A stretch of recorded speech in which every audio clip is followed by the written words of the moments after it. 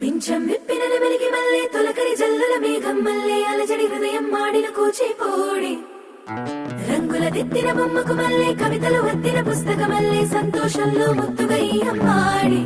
ఆరారు ఋతువుల అందం ఒకటిగా కలిపి వింతలు ఏడు పక్కకు జరిపే కొత్తగా పుంతలు తొక్కెను ఈ అరవిందం అమ్మమ్మో తాండవమాడే కృష్ణుడి నుండి వేణువ గానం తీయగ పండి రాధకు ప్రాణం ముప్పొంగే ఆనందం